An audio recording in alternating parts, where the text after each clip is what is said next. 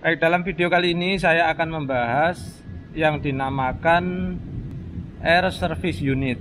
Ya, ini namanya Air Service Unit atau beberapa orang menyebutnya FRL.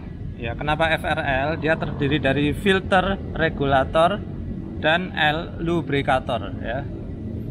Kemudian beberapa orang itu seringkali menyebutnya dengan sebutan regulator itu aja. Nah, biasanya orang-orang ini kadang kurang paham. Sebetulnya yang dinamakan regulator itu ya ini, yang sebelah sini yang saya genggam ini ya, termasuk ini yang tempat nancepnya pressure gauge ini. Kenapa disebut regulator? Dia ini air regulator itu artinya dia adalah pengatur tekanan udara.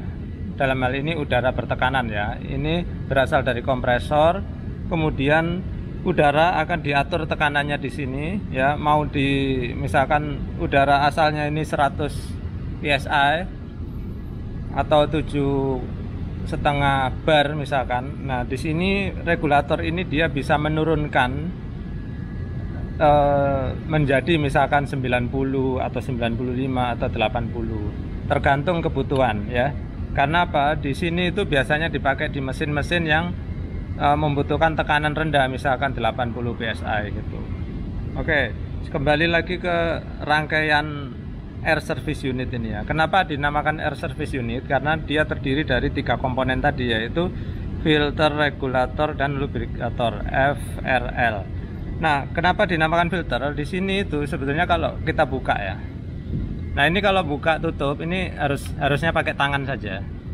Kalau sampai kalian pakai kunci ini bisa pecah karena ini bahannya bukan metal, ini bahannya adalah polikarbonat yaitu plastik keras. Kalau kita buka di sini, kita akan menjumpai yang namanya filter atau saringan. Nah, udara yang dilewatkan di sini akan disaring di sini. Ini ada saringannya. Nah, kemudian di sini itu ada penampung air ya. Apabila udara yang masuk dari arah sana ke sana itu mengandung air, nanti airnya akan menetes dan ditampung di tabung sini, kemudian dia akan dikeluarkan lewat ini. Ini dikeluarkannya secara manual ya, kita kendorin sedikit, maka nanti air akan keluar. Kita pasang kembali. Ingat kalau memasang harus pakai tangan saja, nggak boleh pakai kunci karena nanti kalau terlalu keras dia bisa pecah. Pakai tangan sudah cukup. Kemudian selanjutnya kita akan ke regulator. Nah, ini regulator, ini knopnya, fungsinya adalah dia untuk menaikkan dan mengurangi, menaikkan dan menurunkan tekanan. Nah, setinggi-tingginya tekanan ini tidak akan lebih tinggi dari udara input ya. Kalau inputnya 100, paling tinggi di sini bisa di set 100 juga. Nah, dia bisa direndahkan, itu aja. Nah, caranya bagaimana? Kita praktekkan ya. Ini valve sebelah sini saya tutup. Kemudian ini masih tertutup ya. Di sini ada tekanan, udara bertekanan. Kita lihat nanti berapa tekanannya. Nah, perhatikan tekanan udah naik. Seperti kita lihat di sini udara bertekanan 80 psi, maka ini berarti udara yang masuk dari sini adalah 80, sehingga kita mau putar ke kanan pun tidak akan bisa naik.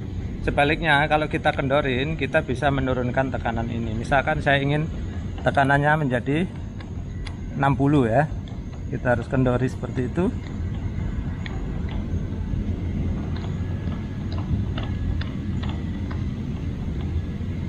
Nah, sudah turun. Nah, kalau kita putar ke kanan dia naik, putar ke kiri dia ke 60. Nah, seperti itu cara kerjanya. Kalau sudah tercapai, kita bisa kunci. Nah, putar sedikit, temukan ini locknya ya, jadi lock. Nah, sehingga orang tidak bisa secara tidak sengaja memutarnya, seperti itu. Nah, kemudian ini adalah lubrikator. Lubrikator atau kadang disebut oiler. Fungsinya dia adalah untuk memberikan pelumasan terhadap udara yang disuplai dari regulator. Kenapa dia perlu diberikan pelumasan? Karena udara di sini dia akan dipakai untuk peralatan ya. Peralatan itu membutuhkan oli. Nah, daripada kita memberikan oli setiap kali, maka di sini otomatis udara akan diberikan oli ya. Nah, oiler ini kita harus pelihara dia agar olinya tidak habis. Kalau habis nanti udaranya kering sehingga alat kita cepat rusak. Nah, cara kerja oli ini, pengisian oli ini caranya seperti ini. Udara harus kita tutup dulu ya. Terus udara kita buang seperti itu. Udah nggak ada udara bertekanan lagi, baru kita buka ini ya. Sama, ini juga harus dibuka dan ditutup dengan tangan saja.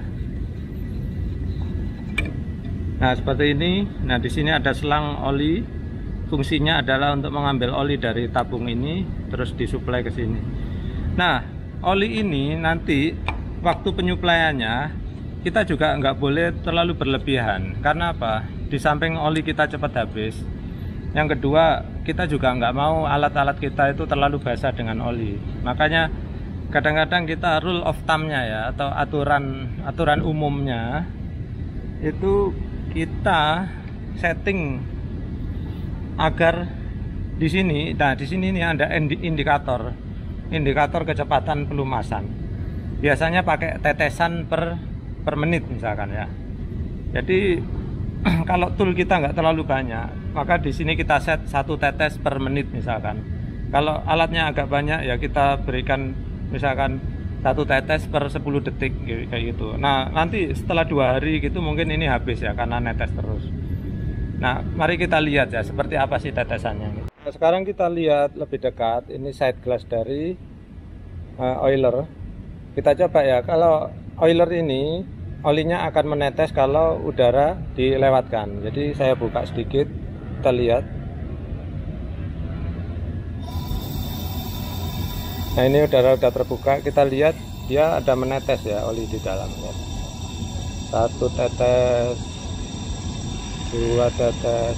Nah, ini tetesnya terlalu cepat. Ini apa? Hanya untuk peragaan aja tadi biar kita bisa melihat tetesannya. Kalau kita ingin membuat lebih cepat, kita kendorin seperti ini ya, pakai obeng. Nah, seperti ini. Tapi kalau kita ingin melambatkan, kita putar kayak kita kencangin gitu. Lihat, dia semakin lambat. Nah, kita tunggu mungkin dia sekitar 10-20 detik nanti akan menetes. Saya cepatkan kembali ya, biar kita bisa lihat. Nah, seperti itu. Nah, demikian tadi ya cara pengoperasian Air Service Unit atau FRL ya. Nah, tadi itu kita udah peragakan bagaimana kita mempercepat tetesan dan mengurangi tetesan. Nah, kebetulan yang ini model yang dia memakai obeng kecil di atasnya diputar. Kadang dia ada yang memakai tangan, kadang ada yang memakai kunci L atau Allen key. Sekian, mudah-mudahan berguna. Terima kasih sudah menyaksikan.